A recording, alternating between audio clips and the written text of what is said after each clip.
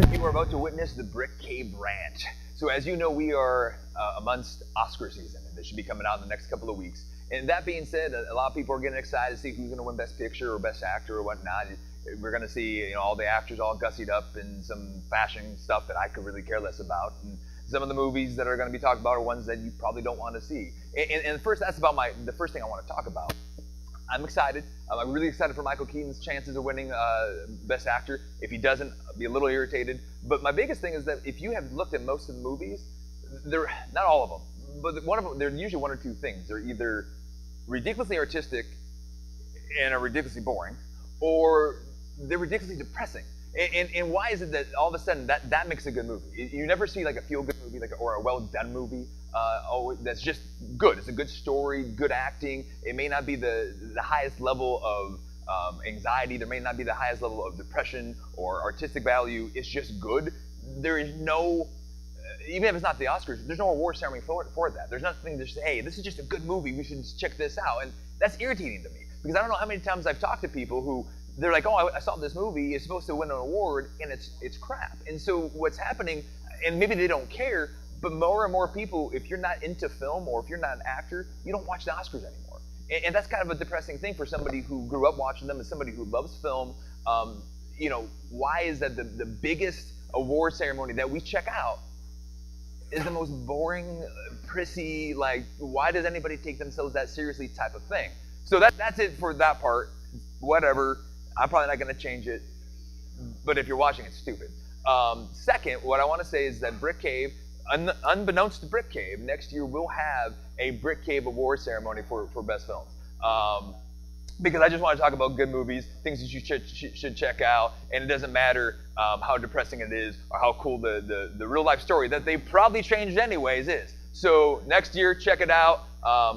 Our producer right now is giving me the eye. That's okay. We'll check that out. Now that being said, I'm still gonna watch the Oscars. I'm still rooting for certain people. So just a couple quick predictions.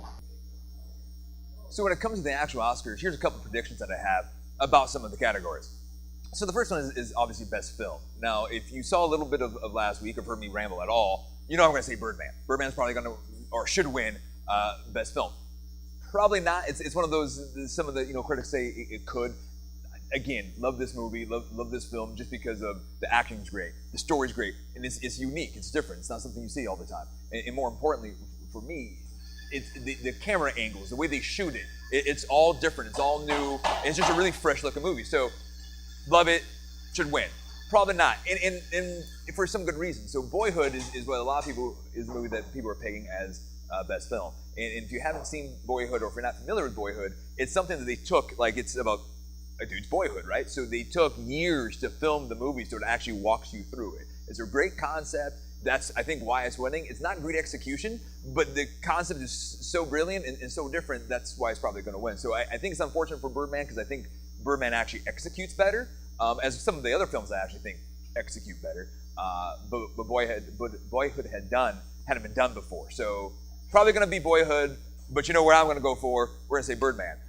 Best Actor. Hello, Michael Keaton. However, Bradley Cooper, as well as Eddie Redmayne, and you may not be familiar with him, but he was in The Theory of Everything. Those are the other two names that are buzzing around. And Eddie Redmayne he just won the SAG Award last week or a few weeks ago.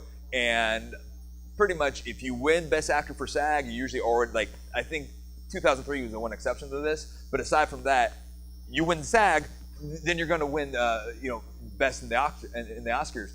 That being said, the dark horse is kind of Bradley Cooper, because Bradley Cooper wasn't nominated for the SAG because the movie came out so late. And so because of what Bradley Cooper did in that film, what he did physically, the fact that he kind of broke that mold of him being the pretty boy, of him being that individual who just is known for like the Hangover movies and stuff like that, there's a good chance that he could go ahead and take it all. And that's kind of my vote, because I just don't think Keaton has a chance. But I'm still voting for Keaton. That's my thing. But any three, to be honest with you, they definitely deserve the win. Best Actress is kind of a lock. Most people think it's going to be Julianne Moore from Still Alice. She has been kind of the golden girl for all the award ceremonies up to this point, so I'm just going to stick with that, and that's my vote there. But most female roles are being unlocked. So Best Supporting Actress is Patricia Arquette for Boyhood. again, people are pretty much saying it's going to be her, no question. But since you know that somebody from Birdman is nominated, I'm going to say it's going to be Emma Stone. But Emma Stone did actually a really, really good job. It was, what she did was great. Patricia Arquette, though, again, being that's Boyhood, being that her role was pretty phenomenal, that's probably what you got. And lastly, I'm just going to give you Best Supporting Actor. I think my vote is probably going to be J.K. Simmons from Whiplash.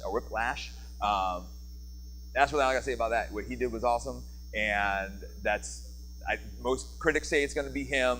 I'm going to jump on that bandwagon as well. So those are your 4 predictions for me from the Oscars. But again, there needs to be another show that's not SAG, that's not Oscars, that's not Golden Globe, something that's not just these are actors or these are people in the business who think this is great. No, actual consumers who are actually watching films, they should be saying, hey, these are films that you should check out. These are the best films of 2015 or any given year. And hopefully next year that's going to be given to you from Brick Cave. But that's all I've got. That's my rant. We'll see you next month.